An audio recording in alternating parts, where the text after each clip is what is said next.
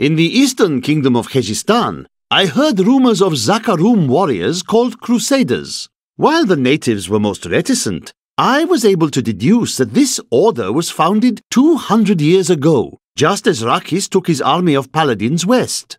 But these Crusaders went east on a very different mission. My studies indicate that a high-level cleric of the Zakarum named Akan began to sense the corruption that was eating away at the heart of his faith. He knew this corruption would eventually destroy his beloved church, and that he must take action.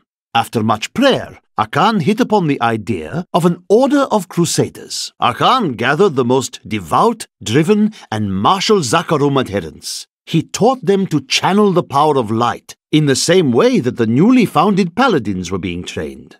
But these recruits, these Crusaders, were given insight into the primal powers of Zakarum in a way no paladin ever was. When the Crusaders had learned all they could, Akan sent them out into the world, seeking a way to cleanse the corruption that coiled at the heart of the Zakarum faith. There was no clear goal for them to pursue, and some clerics claimed it was a fool's errand, that they could never succeed. But these Crusaders would not be deterred. The Crusaders swore an oath to dedicate their lives to the search. None believed that they would be the one to end the crusade by finding and cleansing the corruption. They believed the search ennobled them, that the discipline of their life and journey was the true goal. The Crusader was meant to find meaning in the quest itself. Each and every Crusader was a warrior of rare strength.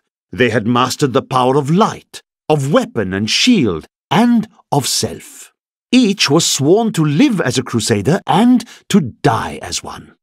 200 years ago, they took their apprentices and set out into the eastern swamplands. They were never heard from again. Until now. Rumors swirl that the Crusaders have returned and that they mean to go to the west.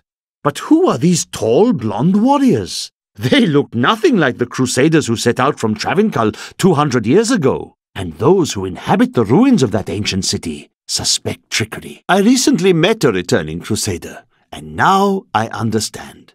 Each Crusader took an apprentice. When a Crusader fell, his apprentice would take up his armor, his place in the order, and even his very name.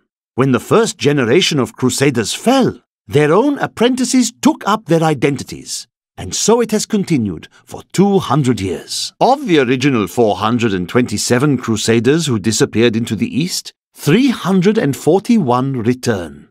Do they still seek the redemption of their faith? How will they react to the destruction of the city that birthed their crusade? Will they continue west to the lands of Westmarch? What does their return portend?